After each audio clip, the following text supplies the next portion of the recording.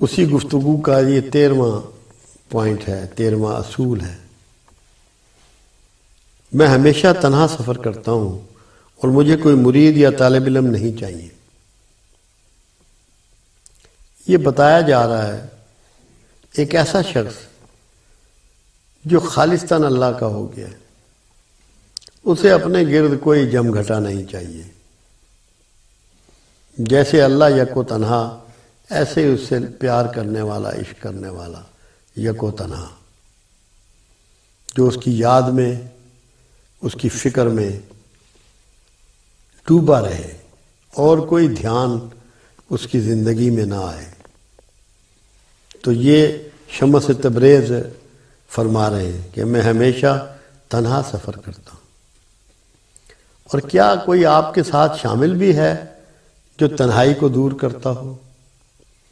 ماں آپ کے حصے کا کھانا کھا سکتی ہے، آپ کے حصے کی دوائی کھا سکتی ہے، آپ کے حصے کی نماز پڑھ سکتی ہے، آپ کے حصے کا کوئی کام آپ کا باپ، بہن، بھائی، بیوی کوئی کر سکتا ہے؟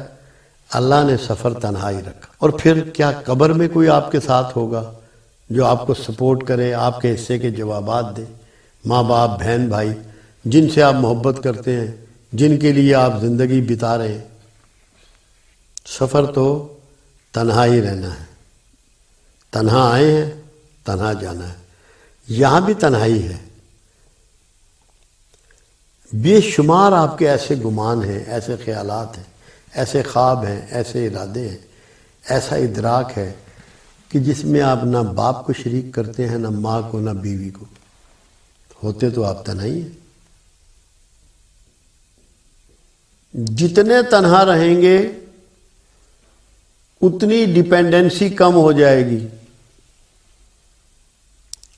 خالص اللہ کے ہو جائیں گے۔ تنہا کے ساتھ تنہا کا تعلق، مواحد ہو جائیں گے صحیح معنوں میں، توحید مکمل ہو جائے گی۔ اب یہاں انہوں نے ایک اصول رکھا ہے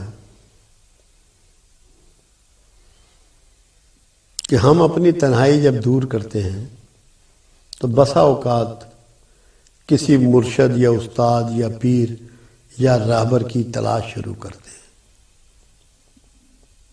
اس کے لیے وہ اصول دے رہے ہیں۔ اس ظاہر کائنات میں آسمان پر اتنے ستارے نہیں ہوں گے جتنے زمین پر جعلی گرو اور جھوٹے مرشد پائے جاتے ہیں۔ طاقت کے رسیا اور مطلب پرست لوگوں کو کبھی سچے مرشد سے مت الجھانا۔ ایک حقیقی روحانی رہنما تمہاری توجہ اپنی ذات پر مرکوز نہیں کرے گا اور تم سے متعلق فرما برداری اور تعریف و تحسین کا تقاضا نہ کرے گا، بلکہ اس کے بجائے وہ تمہیں تمہارے باطن کو پہچاننے اور اس کی تحسین میں تمہاری مدد کرے گا۔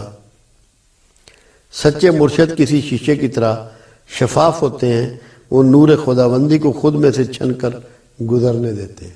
یہ بہت سخت پیغام ہے شمس تبریز کا۔ یہ آپ کو ایک اصول بتا رہے ہیں، واضح کر رہے ہیں، کیونکہ جس زمانے میں آپ اور میں رہ رہے ہیں یہ تو 800 سال پہلے کی بات ہے۔ اس میں بھی ہم لوگ، میکسیمم لوگ کسی نہ کسی استاد کے شاگرد ہیں، کسی مرشد کے پیروکار ہیں، یا بیت ہیں، یا مریدین ہیں، یا معتقد ہیں، یا چاہنے والے ہیں۔ یہاں انہوں نے تھوڑے سے ہلکے سے اصول واضح کیے ہیں کہ جو طاقتور ہونا چاہتے ہیں زمانے میں، اپنی قوت کے مظاہر کرتے رہتے ہیں، آپ کو کنونس کرنے کے لیے، آپ کو متاثر کرنے کے لیے، اور لوگوں کو اپنے پیچھے لگاتے ہیں، فالوور بناتے ہیں۔ یہ صحیح طریق نہیں ہے۔ کسی انسان کے پاس کوئی طاقت نہیں ہے۔ کسی انسان کو اللہ اگر کچھ کرامات عطا فرماتا ہے، وہ بھی اللہ کی مہربانی اور اللہ کے فضل سے ہوتی ہیں۔ اس انڈیویجول کی کوئی ذاتی اس میں قوت نہیں ہوتی۔ اصول کیا ہے؟ ہر پیغمبر کو اللہ نے 2 باتیں کہلوائیں۔ 28 پیغمبروں کا قرآن حکیم میں تذکرہ موجود ہے. 2 باتیں سب سے کہلوائیں. ایک یہ کہ میرا کام ہے تم تک اللہ کا پیغام پہنچا دینا، دعوت دینا. اس کی ہدایت کی توفیق اللہ کا اختیار ہے، وہ جس کو چاہے عطا کرے. کوئی ایسا استاد کوئی بھی آپ کو ہدایت نہیں دے سکتا. ہدایت کی دعا کر سکتا ہے، ہدایت کے لیے آپ کو ٹیچ کر سکتا ہے، اس کی کوشش کر سکتا ہے. اور دوسرا، ہر پیغمبر سے یہ اناؤنس کروایا کہ مجھے تم سے کچھ نہیں چاہیے، مجھے تم سے کچھ نہیں چاہیے. جتنے پیغمبروں کا قرآن حکیم میں ذکر ہے سب نے یہ 2 جملے ضرور کہے. اور میں اس کو اس طرح کہتا ہوں، انسان جو ہے یہ ایسے ہی ہے جیسے اللہ کے باڑے کی بکریاں جو نکل بھاگیں اور بکھر گئی. کوئی ادھر کو رخ کر لیا، کسی نے ادھر کو رخ کر لیا. اللہ پیغمبر بھیجتا ہے کہ ان کو گھیر کر پھر میرے باڑے میں داخل کر دے. تو جب وہ بندے جو اپنے رخ بدل گئے ہیں، جو اپنے انداز بدل گئے ہیں، جو طریقے بدل گئے ہیں، پیغمبروں کی تعلیمات سے ہٹ گئے ہیں، آج جب پیغمبری نہیں ہے، پیغمبر موجود نہیں ہیں، استاد موجود ہیں، مرشد موجود ہیں، اولیاء اللہ موجود ہیں، ان کی اسائنمنٹ یہ ہے کہ اللہ کے بندوں کو اللہ کی طرف موڑ دیں. اپنے پیچھے نہ لگائیں، خود بڑے نہ بنیں. لوگوں کو ان کا رخ جو بگڑ گیا ہے، جو بکھر گیا ہے، اس کو اللہ کی جانب موڑ دیں، ان کا رخ بدل دیں اور یہ اعلان کریں اور یہ ثابت کریں کہ مجھے تم سے کچھ نہیں چاہیے. خالق کے علاوہ مخلوق سے مانگنا، اس سے توقع رکھنا کوئی دینداری نہیں ہے. جو کوئی بھی خالق کو چھوڑ کر مخلوق سے کوئی توقع رکھتا ہے، عزت کی، توقیر کی، معاش کی، مال کی، کسی بھی قسم کی، وہ صحیح راستے کا مسافر نہیں ہے. جب تم نے اللہ کا ہو جانا ہے تو اللہ ہی تو رب ہے، وہی پالنے والا ہے، وہی دینے والا ہے، وہی چھیننے والا ہے. تو جب وہ ذمہ دار ہے جس سے آپ کے تعلق ہیں، تو کوئی اور بھی ہے جو آپ کی ضرورتوں کا خیال کرے گا؟ یہ بہت ادھوری، نامکمل اور نیگیٹو اپروچ ہے. شمس تبریز یہ بتا رہے ہیں کہ جو اپنی اغراض انسانوں سے وابستہ کرتا ہے وہ نمبر 1 نہیں ہو سکتا. تو آپ کو زمانے میں 2 پہلی بنیادی باتیں دیکھنی ہیں کہ جس کے پاس آپ جا رہے ہیں وہ سیلف کا غلام نہ ہو.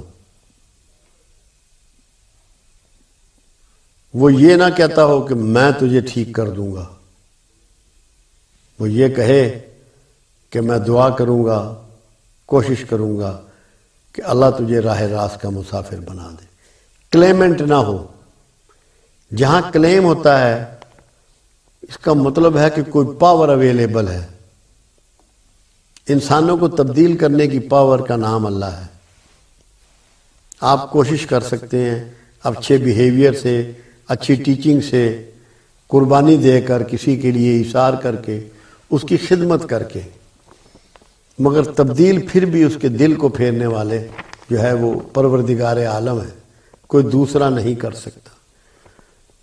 رسول اللہ صلی اللہ علیہ وسلم نے جب دعوت دین شروع کی اور قریش مکہ بہت پریشان ہوئے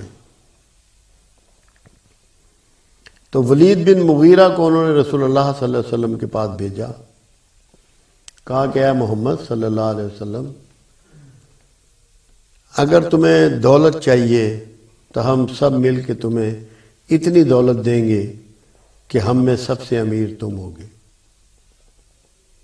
اور اگر تمہیں عورت چاہیے تو مکے کی سب سے حسین عورت سے تمہارا نکاح کروا دیں گے، سب سے خوبصورت تمہاری زوجہ ہوگی، اور اگر تمہیں سرداری کی آرزو ہے تو ہم تمہیں اپنا سردار بناتے ہیں، ہمارے سردار تم ہوگے۔ تو رسول اللہ صلی اللہ علیہ وسلم نے فرمایا اگر میرے ایک ہاتھ پہ سورج رکھ دو اور ایک پہ چاند رکھ دو تو تب بھی میں اس حق کی دعوت سے باز نہ ہوں گا۔ 3 چیزیں رسول اللہ صلی اللہ علیہ وسلم نے بگننگ میں ہی ریجیکٹ کر دی: منی، وومن اینڈ سٹیٹس، پیسہ، عورت اور سرداری۔ جہاں ان کی طلب موجود ہے وہ مرشد کا اہل نہیں ہے، وہ استاد ہونے کا اہل نہیں ہے۔ یہ وہ ریجیکٹڈ چیزیں ہیں جو قیامت تک ریجیکٹ رہیں گی۔ جو ان میں الجھے گا اس کا استحقاق نہیں ہے کہ وہ مرشد کہلائے، اس کا استحقاق نہیں ہے کہ وہ استاد کہلائے، وہ اپنے منصب سے پھر گیا۔ تو جہاں بھی آپ جائیں یہ 3 چیزیں آپ کے پیش نظر ہوں۔ پھر تمام پیغمبروں کو صفات دی گئی: سچائی کی، دیانتداری کی، صبر کی۔ ولی کے لیے بھی، مرشد کے لیے بھی 3 صفات ہیں: سچا ہو، دیانتدار ہو اور صبر کرنے والا ہو۔ صاحب تقویٰ کے لیے ایک چھوٹی سی بات کی گئی کہ جب کھانا چنا جاتا ہے جو بے چینی سے کھانے پہ نہ ٹوٹے وہ ولی ہے، وہ صاحب تقویٰ ہے۔ تو کھانے کی میز پہ بھی آپ سمجھ سکتے ہیں بندے کو، وہیں سے بھانپ لیں گے کہ یہ اصلی والا ہے یا نمبر 2 ہے۔ کوئی مشکل آپ کو پیش نہ آئے گی۔ جو آپ سے اپنی تعریفیں پسند کرے کہ آپ ہر وقت اس کی تعریف کریں، خوشامد کریں، تحسین کریں اور اس کے فرما بردار ہو جائیں، وہ آپ کو نہیں چاہیے۔ اگر وہ اللہ کا فرما بردار ہوگا کوئی وجہ نہیں ہے کہ آپ اس کے فرما بردار نہ ہو، کیونکہ جو چیز آپ اللہ کو دیتے ہیں وہ واپس اپنی مخلوق کو عطا فرماتا ہے۔ اگر آپ اللہ کی فرما برداری کریں گے، آپ کی بیوی، آپ کے بچے، آپ کے دوست، آپ کے پڑوسی، آپ کے عزیز و اقربا آپ کے فرما بردار ہو جائیں گے۔ مگر جو آپ سے یہ ڈیمانڈ کر رہا ہے اور آپ کے دل میں یہ آرزو نہیں پیدا ہو رہی کہ میں اس کی فرما برداری کروں، میں اس کی تعریف کروں، آپ سمجھ لیں کہ وہ اصلی والا مرشد نہیں ہے۔ یہ میں چھوٹی سی اس کی، مرشد کا تو کام یہ ہوتا ہے آپ میں یہ خیال پیدا کر دے، یہ گمان پیدا کر دے، یہ غور و فکر پیدا کر دے کہ آپ اپنے سیلف کی مانیٹرنگ کریں۔ رات کو سونے سے پہلے اپنے آپ کو کھنگالیں کہ آج کا دن میں نے کیسے گزارا ہے، میرے من میں کیا ہے، کتنا کھوٹ ہے، غیبت کس کی ہے، بددیانتی کس کو کی ہے، کسی کی ناموس پہ کیسے نظر ڈالی ہے، کسی کے مال کو کس نگاہ سے دیکھا ہے۔ اگر یہ احساس آپ کا استاد آپ کے اندر پیدا نہیں کر پا رہا، سیلف مانیٹرنگ کا، خود احتسابی کا، تو وہ نمبر 1 بندہ نہیں ہے۔ آپ کو اندر سے جگانا ہے، جہاں سے تبدیلی آنی ہے، پھر وہ نمبر 1 بندہ نہیں ہے۔ اس کی تربیت جو آپ کو دے، اس کے راہ پہ جو آپ کو لے جائے، وہ نمبر 1 ہے۔ کہ جہاں آپ کے دل میں یہ ہو، جیسے حضرت علی کرم اللہ وجہہ رضی اللہ تعالیٰ عنہ کا قول مبارک ہے کہ جس نے اپنے نفس کو پہچانا اس نے اپنے رب کو پہچانا۔ وہ آپ کو استاد جو ہے یا مرشد جو ہے وہ آپ کے اپنے نفس کی پہچان کی آگاہی دیتا ہے، علم دیتا ہے، ہنر سکھاتا ہے، وہ حکمت اور دانائی آپ کے اندر پیدا کرتا ہے۔ اس کے بعد اگر آپ اپنے مرشد کی تعریف کرتے ہیں، اس کی غیر موجودگی میں کریں، اس کے ہوتے ہوئے نہ کریں، اس خوشامد سے باز رکھتا ہے، آپ کو منع کرتا ہے، ڈانٹتا ہے۔ رسول اللہ صلی اللہ علیہ وسلم جب تشریف لایا کرتے اور لوگ کھڑے ہونے کی کوشش کرتے، آپ فرماتے ہیں میرے لیے کھڑے نہ ہوا کرو، اپنی اپنی جگہ پہ بیٹھے رہو۔